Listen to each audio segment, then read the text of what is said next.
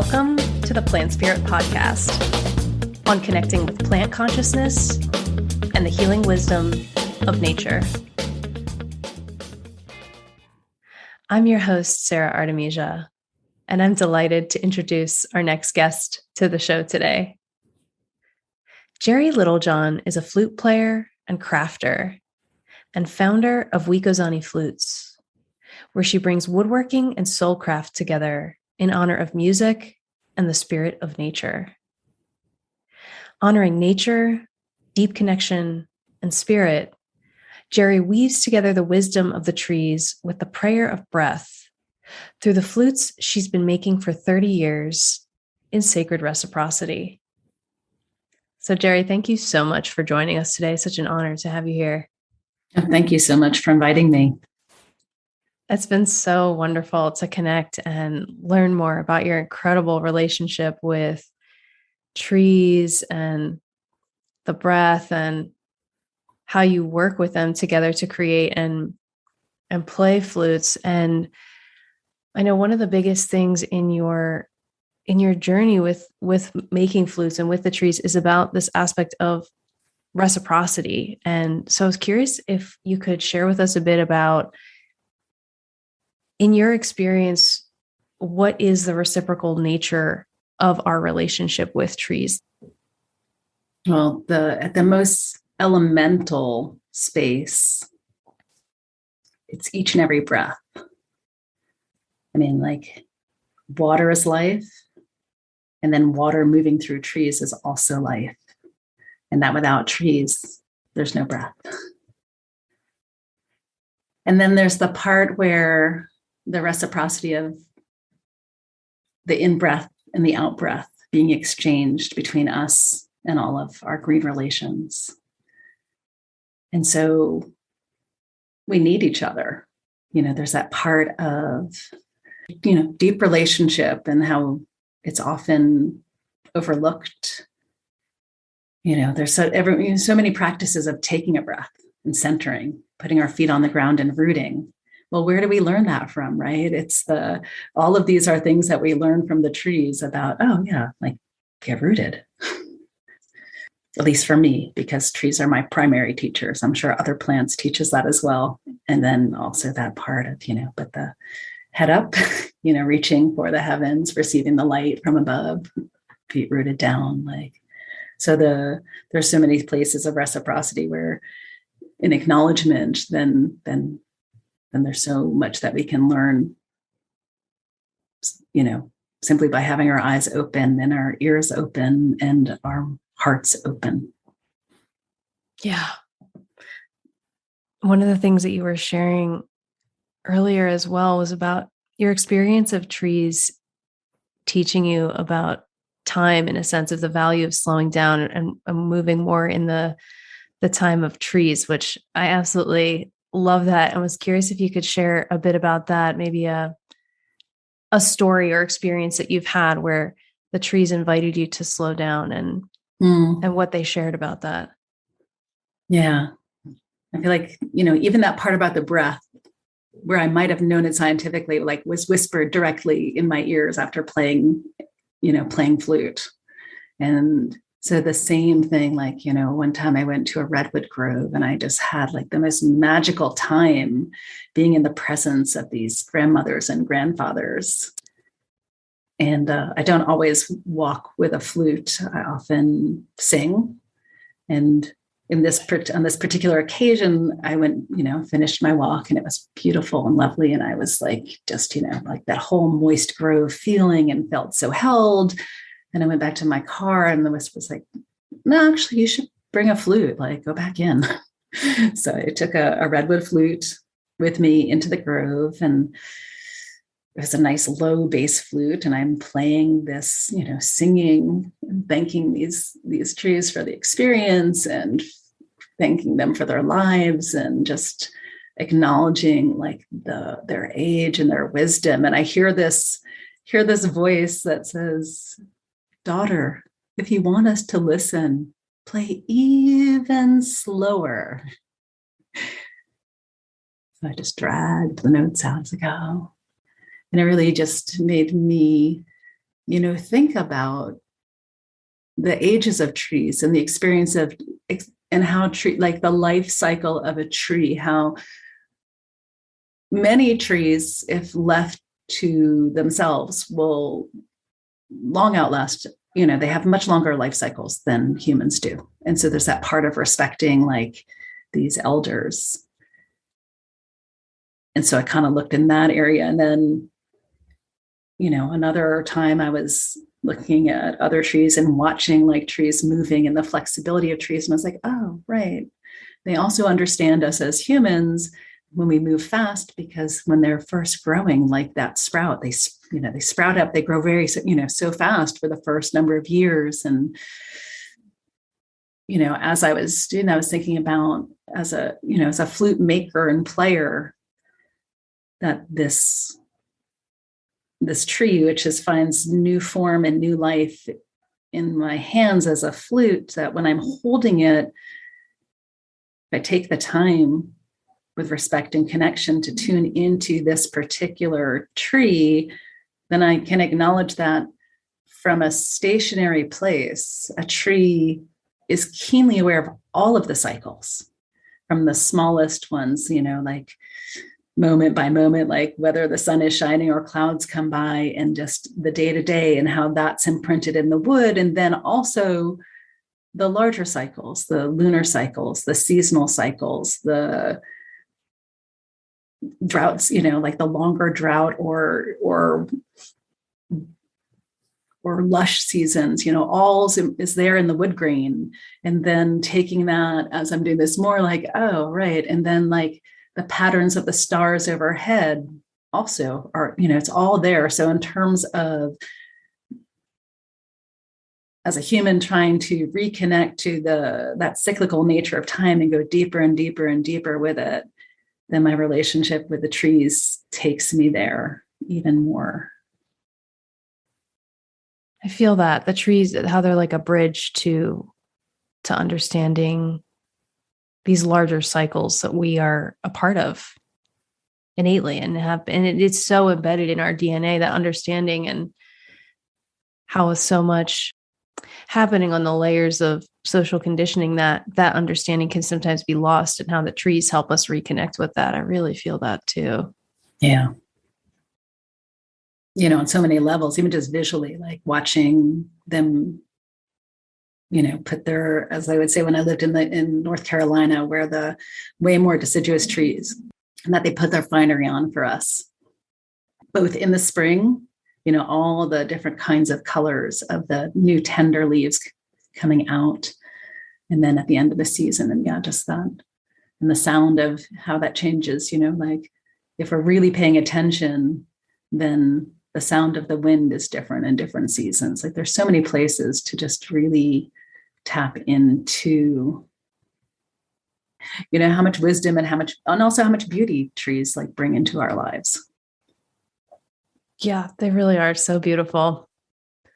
One of the things that you've spoken of before is how trees are our elders. They're our teachers, friends, playmates. I really feel that so deeply as well. And that aspect of, in your experience with creating a flute and playing a flute, how there's this invitation that you experience and feel from the elder to come play. And I was curious if you could tell us a bit more about that. Like, what is your process of connecting with the spirit of the tree and receiving that invitation from the elder to play in your experience of creating and making flutes and playing them as well? Mm. So as you said, I've been making flutes for 30 years. So it's like an interesting thing to try to feel into the origins of that and the ways in which over time, like the refinement of that, so that now before I play, I simply take a breath and touch the flute to my chin and ask if this elder, sometimes it's a younger, whichever flute it is, like the being that is inside this wisdom, this life, if it wants to have a conversation, or if it's simply, sometimes it's that part of, may I speak? Sometimes it's the part of, may I, offer my breath and my hands to you that you may speak. Sometimes it's that tree expressing what it knows from its unique vantage point. Sometimes it's as trees are rooted into the earth and therefore tapped into all of creative energy of life of this planet. It's like something else will come through. It really begins with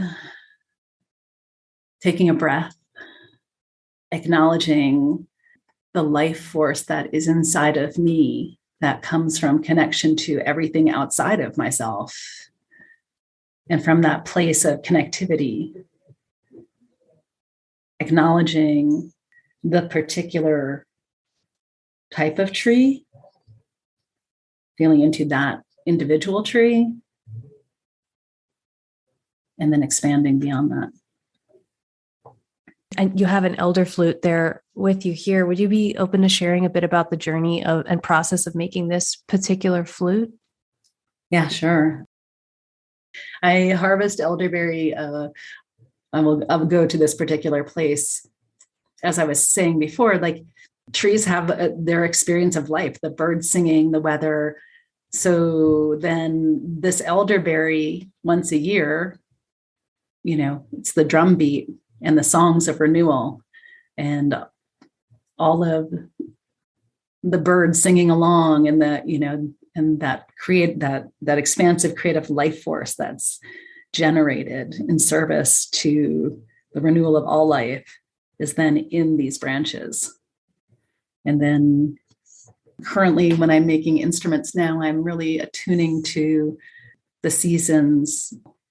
And so going through a process of selecting woods at a particular time of year to capture that energetic. So I just have been I made this individual flute in the last few weeks. And so there it has like the season of, I would say this year, not in full flower yet. It's been a very slow spring. So it holds that energy of expectation, maybe, right? It's the not yet medicine that's right, that's there, that will unfold through the fullness of sunshine and warmth and breezes.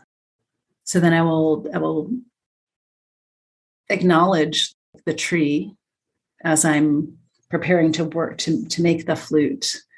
And I'll acknowledge if these ones I've harvested, but if it's a board or something else where I wasn't directly connected in, like, it's interesting to think about, harvesting is an interesting word, in going and asking with intentionality if this plant elder, this relation wants to come have this new purpose, this different purpose in life, this relationship. Sometimes I will then go backwards in time and acknowledge the hurt that may have been done, or the way in which it might have just been cut down with any thought somewhere else and become a board. And so I try to take, that place of consciousness, coming back to invoking the life that's inside of the wood of the tree that was, so that it may find a voice in the flute that will be.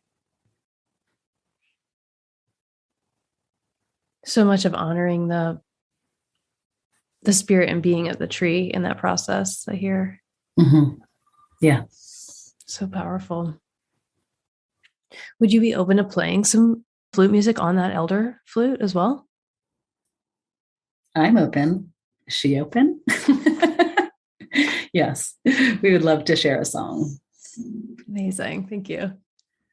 And the invitation as I'm playing to those who are listening, and thank you for being here, to tune into your own breath and to feel, because notes travel through time and space, and every note knows exactly where to go and what to do, to feel that vibration that's being shared from my heart and from this elderberry as a gift of love to you.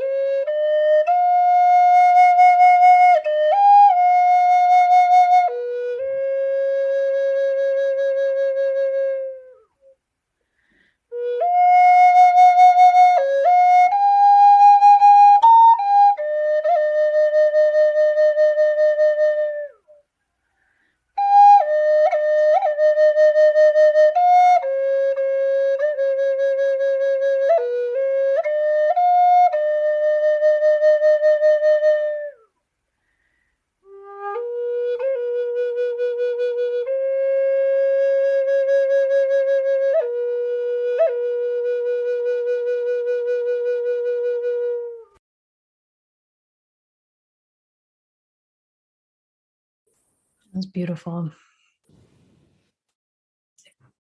It's always so interesting to me. Often when I play, I'll hear something that I've never heard before. And even though I know about the medicine of elderberry, and I may have, when, got like some congestion in my chest, reached for that elderberry syrup, as I was playing, like this elderberry was reminding me and us, that she's here for us, and that part of relationship. Yeah, it's always a beautiful, beautiful thing to play and to listen. Yeah, I feel like that sums up the relationship with the plants so well. It's that dance of playing or enacting in the embodied way, and also deeply listening to them, of being in this relationship, the sacred relationship of reciprocity. It's so important and so fun and beautiful and joyful, and being so connected to music. I'd love to hear, in your experience, how does playing music or singing really impact the world around us? So when I'm beginning to understand from my own experience of it, is that part of, as I was saying, like, this world is made up of frequency. It's vibration, it's in movement, it's in motion all the time. And though we perceive it as having like that physicality, and structure, beneath it all, it's always in motion. There's a way in which we can play music, and the same is true with prayer, that we can encode the sound with that prayer, and then that encoded sound can actually start to make changes in the 3D world that we live in. And that our thoughts are powerful, and yet there's like a different way in which the thought and the sound working together, how that works. That makes sense. Yeah, that totally makes sense. That's incredible. I feel that with dancing sometimes too, that there's a way that we can dance that's like dancing prayers into the earth. And there's a way that we can sing that's, even though we're singing the same exact words, same exact pitch, volume, tempo, tone, all that, that there is this frequency that's being carried through the sound. And I feel that and I hear that in your work. And thank you for articulating that so beautifully. Yeah, for sure. So that's, going back to like ceremony, like going back to like the ancestral roots that we all share. And that's why all peoples, sang and dance and danced for ceremony. And then there's the interesting part of embodying that ourselves and running that energy directly through us. And then the opportunity when we're working with instruments or other ceremonial objects, when we're acknowledging the life that's within those. But in particular with the flute, I find it's that part of the teachings of being a hollow bone and then feeling those energies moving through us in a way where we're a little bit detached from it. And so we're both experiencing it, and like it's the full-on experience and the witnessing at the same time. And of course we can get there in all kinds of practices. And then the flute is like, oh, I'll make it easier for you. Yeah. Of course, literally being hollow. It's like, doesn't get much more metaphorical than that. So, I love that. Yeah. So tell us, Geri, how can people find out more about you and your work? I have a website. It is wicozaniflutes.com. And on that website, there's a link to a network that I also have a community space inside the Mighty Networks called Kinetic Transponders. And that link can be found on my website. I post once every 6 days. I put up a new song that is just for that particular time. So I'm working on a set of 64 flutes and 64 songs on these 64 flutes, and those are available there in the network. And yeah, those are the things that I'm working on the most now. Amazing. Well, thank you so much for sharing, and just absolutely loved talking with you today. Clearly embody the presence of the trees, and I love trees. So it's been amazing to spend time with you and feel that connection that you have with them so deeply. It's absolutely incredible. And thank you for honoring the calling of your life's work. It's incredible what you're doing. And I feel the ripples of that going out into the world and bringing these healing vibrations out. So thank you for doing that. Thank you so much. Yeah, I'm really grateful that the trees called me. The instrument called me. I just feel, eternally grateful. And something that I can, devoted. I've done this for 30 years, and I imagine I will just continue to explore relationship with trees and sound and healing and breath and people and people connecting around those things, forever. And thanks so much for listening and joining us today on the Plant Spirit Podcast. I hope you enjoyed it, and please follow to subscribe, leave a review, and look forward to seeing you on the next episode.